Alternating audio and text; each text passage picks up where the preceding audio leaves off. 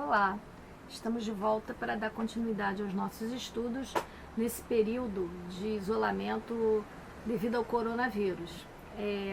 A nossa temática de hoje é o uso capião.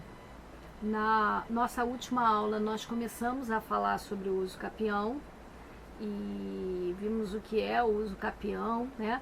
A sua diretriz mestra como forma de aquisição originária da propriedade.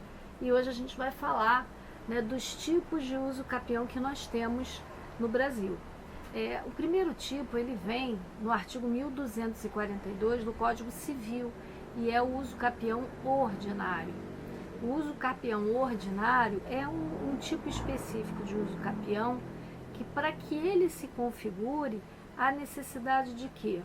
De que, né, a pessoa ela ocupe como se sua fosse de maneira mansa, pacífica, ininterrupta, inconteste, determinado imóvel por um período de 10 anos. Essa ocupação por esse período de 10 anos, ela pode ser oriunda de somatório de posses. O pai ali viveu, o pai faleceu, ela já vivia ali com o pai e continua vivendo depois. Ou ela adquiriu os direitos de posse de determinado imóvel e aí ela vai somar o tempo que ela tem na posse ao tempo do seu antecessor. O que é importante? É você ter essa posse mansa, pacífica e ininterrupta por um período de 10 anos. Um segundo requisito é o que a gente chama de justo título. E justo título é uma espécie de documento, né? Pode ser um instrumento público, por exemplo, onde há uma transação entre as partes, né? Só que esse instrumento ele não é levado ao devido registro para que a gente possa ter aquisição da propriedade, mas a pessoa que ocupa aquele bem ocupa com base naquele título que é justo, né? E acredita ser dono, né? E boa fé. O terceiro requisito específico da uso capião ordinária é a boa fé. Ela precisa demonstrar, né, que na realidade ela ocupava tendo a certeza de que aquilo era seu, né? Então ela ali não estava na realidade sabendo que pertencia a outrem. Ela estava ali porque para ela era dela. Esse prazo de 10 anos pode ser reduzido para 5 anos se a pessoa comprovar que utilizava aquele imóvel para sua moradia de sua família ou para o desenvolvimento de alguma atividade econômica. O segundo tipo de uso capião é o que a gente chama de uso capião extraordinário. Ele vem no artigo 1238 do Código Civil. E quais seriam os requisitos específicos desse tipo de uso capião? Primeiro requisito, vale a pena a gente dizer antes que esse uso capião ele tem menos requisitos do que o ordinário. Ele demanda um tempo maior, mas não há necessidade nem da boa-fé nem do justo título. O que nós temos aqui? Uma posse mansa, pacífica, inconteste, por um período de 15 anos. Período esse que pode ser reduzido também para 10 anos se a pessoa demonstrar que ali estabeleceu sua moradia com a sua família, né? Ou realizou algum tipo de atividade econômica no imóvel.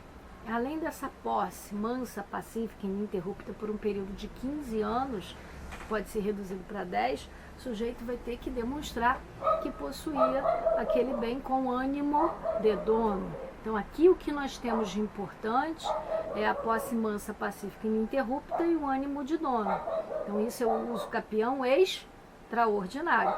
No uso capião ordinário nós temos a posse mansa, pacífica e ininterrupta por 10 anos, justo título, mais a boa fé. Então a gente verifica que é mais fácil, apesar de ter um tempo maior, né, a configuração dos requisitos da uso capião extraordinária do que da uso capião ordinária, em razão da ordinária necessitar o justo título e a boa fé, ok? A gente tem uma terceira forma de uso capião, que vem lá no artigo 1240, letra A do Código Civil, que a gente denomina de uso capião familiar.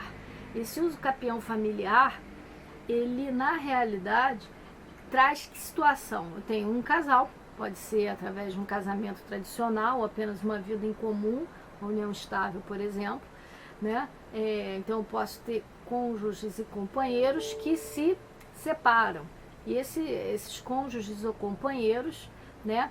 Um deles permanece no imóvel de forma mansa, pacífica, ininterrupta, exclusiva com a posse desse bem, né? E o outro o abandona, então vai embora, não dá mais notícia. E aí o que se diz? Esse imóvel ele deve ser urbano, não ter mais do que 250 metros quadrados, né? E aí aquele que ficou naquele imóvel, caso não seja proprietário de nenhum outro bem, né, tem direito a uso capião familiar. Então o que nós temos? A gente tem que ter um casal desfeito, havendo o abandono por uma das partes que desaparece por 2 anos. Posse direta com exclusividade do outro cônjuge, um imóvel urbano até 250 metros quadrados, né? Não ser proprietário de nenhum outro bem imóvel. E aí é possível a aquisição da propriedade, né, por essa modalidade uso capião familiar. Esse direito ao uso capião familiar do 1240-A, ele só pode ser reconhecido pela lei civil uma única vez. Então, uma vez você pode dar asa a isso, ok? Então a gente falou do uso capião ordinário, uso capião extraordinário, uso capião familiar. Cabe agora falar do uso capião especial. O uso capião especial, ele tem várias modalidades. A gente tem previsão dele nos artigos 191 da Constituição da República, 1129 do Código Civil, 1240 do Código Civil, por exemplo, né? Estatuto do Índio também. Então, significa que a gente tem mais de uma modalidade de uso capião especial com requisitos diferentes e específicos. Primeira forma, a do 191 da Constituição. O que a gente tem? A gente tem lá a posse, que tem que ser por 5 anos, de forma mansa, pacífica e ininterrupta. Vou abrir um parênteses, qualquer tipo de uso capião exige posse mansa, pacífica e ininterrupta por um período determinado de anos. Se for especial, 5 anos, se for familiar, 2 anos, ordinário, 10 anos, podendo ser reduzido para 5, e extraordinário, 15 anos, podendo ser reduzido para 10. No caso do uso capião especial, com base principal no artigo 191 da Constituição, o que é necessário além dessa posse mansa, pacífica e ininterrupta por um período de 5 anos? Né? O proprietário, né, aquele que pretende ser proprietário, não ter nenhum outro bem. Então a pessoa não pode ser proprietária de nenhum outro imóvel. Além disso, a área uso capienda não pode, se for em área urbana, ultrapassar 250 metros quadrados, e se for em área rural, 50 hectares. Então a gente tem uma limitação de extensão, tá? Aquele local tem que se ter tornado produtivo. Então, se é uma área rural, você ali tem que ter um trabalho, uma atividade rural, né? Se for urbana, aquilo deve ter sido transformado em residência. Também na área urbana é possível a instalação de um pequeno negócio, uma venda, uma oficina mecânica, um ateliê de costura, alguma coisa que faça com que aquela área tenha uma atividade positiva. E o uso capião especial urbano, a gente vai encontrar referência a ele também no artigo 183 da Constituição, no Código Civil no 1240, no Estatuto da Cidade, no seu artigo 9º, né? E aí o que a gente tem? Esse direito, ele também só poderá, à semelhança do uso capião familiar, ser reconhecido por aquele possuidor uma única vez, tá? Uma outra questão também é que imóvel público, em hipótese alguma, poderá ser adquirido por uso capião. Agora, quais são os requisitos mais específicos que a gente tem aqui? O sujeito tem que ter uma posse mansa, pacífica e ininterrupta, de uma área urbana que tenha até 250 metros quadrados. Essa posse dele tem que ter um período de duração de 5 anos, utilizando para sua moradia de sua família, não sendo proprietário de nenhum outro. Ah, e o Estatuto da Cidade, ele traz alguma coisa diferente? Não, ele traz lá a posse mansa, pacífica, ininterrupta, com ânimo de dono, por um período de 5 anos, de uma área urbana até 250 metros quadrados e sem que o sujeito seja proprietário de nenhum outro, certinho? E aí a gente tem também o uso capião especial rural, que vem principalmente no artigo 191 da Constituição. E o que ele traz? Que o sujeito não pode ser proprietário da área rural, tem que possuir aquela área que não pode exceder a metragem de 50 hectares por um período de 5 anos, que aquela área tem que ter sido tornada produtiva e que o sujeito deve estabelecer nela a sua moradia com a sua família, né? O Código Civil, ele também sinaliza com o uso capião especial rural no artigo 1239, com esses mesmos requisitos que a gente acabou de falar, certinho? Então, se a gente olhar a lei civil, a lei material, a gente vai estar diante de quê? Uso capião ordinário, uso capião extraordinário, uso capião familiar e uso capião especial, que pode ser urbano ou rural, todos com seus requisitos específicos, como a gente falou acima. Agora, como é que você se torna proprietário? Se a gente pegar o Código Civil, está expresso, né, pelo artigo 1227, que é proprietário aquele que tem o nome na matrícula do imóvel. Então, se você tem a posse daquele local com preenchimento dos requisitos, isso não equivale à matrícula do imóvel. O que você precisa fazer? Você precisa ajuizar uma ação que tenha a finalidade de ver reconhecido, de ver declarada a situação de ter usucapido determinada área. Essa ação a gente chama de ação de uso capião. Até o Código de Processo Civil de 73, essa ação seguia um procedimento especial. No Código de Processo Civil de 2015, ela não tem mais regra especial.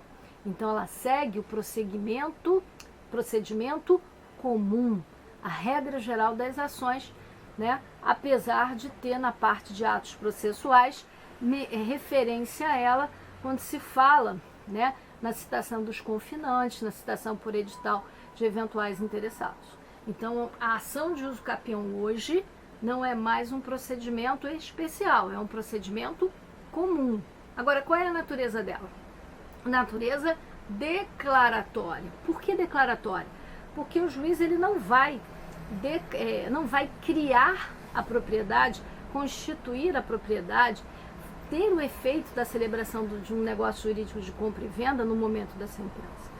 O juiz ele verifica se no caso estão presentes os requisitos da uso capião e declara que estão presentes, e a pessoa na realidade vai estar adquirindo essa propriedade de forma originária no momento em que reuniu pela primeira vez esses requisitos.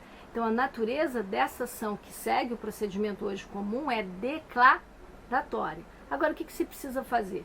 Individualizar o bem. Ele tem que estar detalhado, discriminado, né, na petição inicial. Tem que apresentar uma planta, um croquis daquela área uso capienda, ok? E quem vai ter legitimidade para figurar nos polos da ação? No polo passivo, né, como requerido réu, a gente tem o nome das pessoas que constam da matrícula daquele imóvel e também o nome dos confinantes, dos lindeiros, dos vizinhos, as pessoas que se encontram em volta daquele terreno. E no polo ativo, aquele que está requerendo para si a uso capião, porque tem a posse, né, daquele bem. Também vão constar no polo passivo eventuais interessados, então eles são chamados, se tiverem interesse, a se manifestar, ok? Eu posso ter no polo ativo a presença de um espólio, eu posso ter um condomínio, né? Até pode, né? Você tem ali a sucessão em matéria desses direitos, não tem problema nenhum, e até mesmo uma pluralidade de sujeitos em condomínio com aquela posse e aquele bem, tá? Agora, um detalhe importante, na ação de uso capião, né, o Código revogado determinava que as fazendas públicas fossem intimadas a se manifestarem se tinham ou não interesse naquela área usucapienda. O Código Novo é silente, nada diz, mas é pacífico, tanto na doutrina como na jurisprudência, que há necessidade de se ouvir as fazendas, estadual, municipal e federal, por uma única razão: não é suscetível de uso capião terra pública.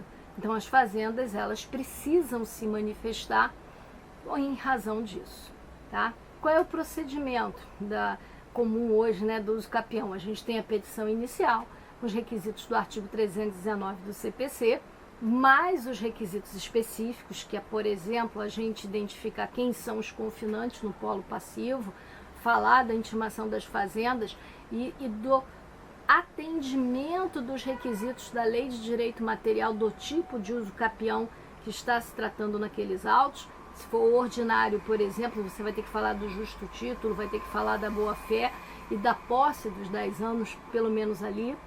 Você vai depois ter a citação dos réus, né, aqueles que estão inscritos no registro imobiliário, mais os confinantes, os incertos e em local não sabido também. O artigo 243, parágrafo 3º do CPC fala isso, e inclusive em citação por edital desses sujeitos está lá no 259, inciso 1º, tá? Aí tem as intimações das fazendas, o réu é chamado a se defender, ele pode contestar a ação, né?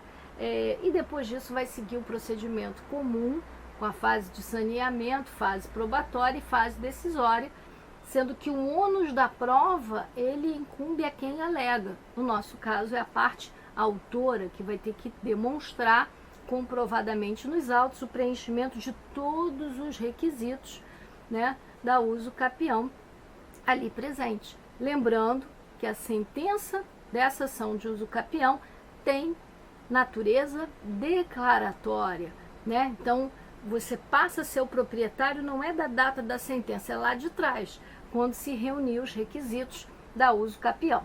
Qual é o efeito dessa sentença? Erga omnes, por se tratar de um direito real, então vale perante toda a sociedade.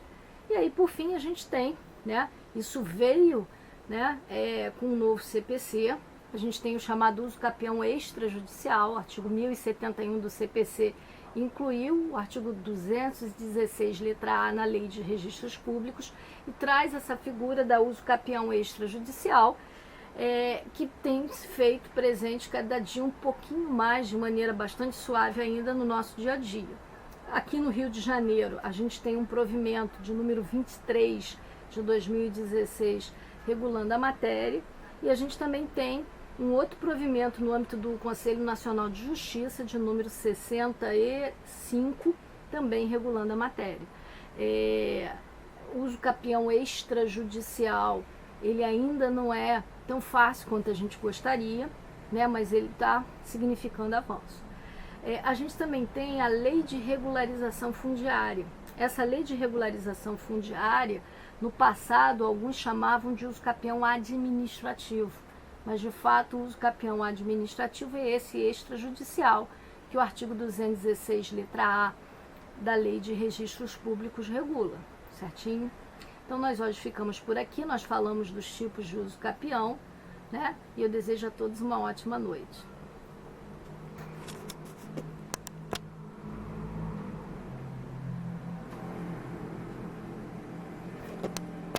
Foi. Por que não foi?